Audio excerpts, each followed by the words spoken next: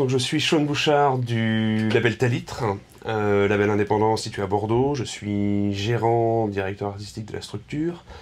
Talitre, c'est un label indépendant qui est né à l'orée des années 2000, puisque la structure a été fondée en 2000 pour une première sortie en mars 2001. C'était le premier album d'un groupe new-yorkais qui s'appelle L-City.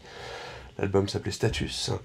Le label a été créé un petit peu sur un coup de tête à l'origine, puisque moi je viens pas du tout en fait du milieu de l'industrie musicale, j'ai une formation d'ingénieur agronome. Puis tout d'un coup j'ai décidé de laisser tomber ce boulot-là, sans vraiment savoir ce que j'allais faire après.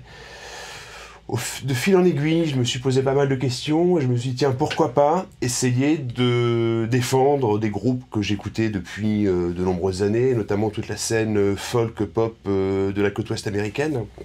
C'est comme ça que je me suis mis à contacter des groupes via internet, via notamment à l'époque un site qui s'appelle mp3.com qui permettait de découvrir un certain nombre d'artistes par filiation. J'ai eu la chance de tomber sur ce groupe américain L-City qui a été contacté par un petit français habitant Bordeaux qui commençait son label, qui n'avait pas de réseau, qui n'avait pas de connaissance du milieu. Mais ce groupe m'a fait confiance et ce groupe m'a permis de signer un contrat de licence avec lui, c'est-à-dire que j'ai signé un contrat qui m'a permis d'acquérir les droits de la bande mère ou du master sur à l'origine la France et puis après ultérieurement en fonction des développements du label sur différents territoires.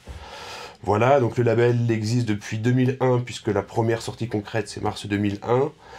On est sur un rythme de 5 à 8 sorties par an. Majoritairement à l'origine des groupes anglo-saxons. Suite à ce groupe américain, il y a une signature assez emblématique du label qui est le second album de The National, donc un groupe américain qui est devenu énorme depuis, qui a ouvert un certain nombre de portes pour le label, portes au niveau des médias, puisque le groupe a eu un retour critique assez fabuleux tant en France qu'à l'export.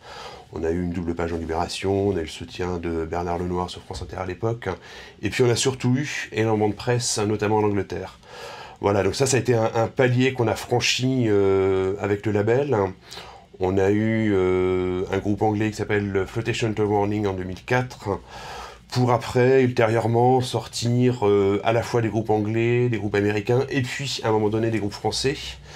Je pense que mon premier groupe français, c'est un groupe parisien qui s'appelle That Summer. Il y a eu ultérieurement Stranded Horse, qui est le projet de Yann Tambour, un musicien qui faisait une musique plutôt post-rock à l'origine sous le nom de Ancre, et qui est musicien autodidacte sous forme qui a appris la chorale sous forme autodidacte. Donc on a sorti 2 albums avec lui. Il y a également François and the Atlas Mountain qu'on a sorti en 2009 avant qu'il soit signé par Domino.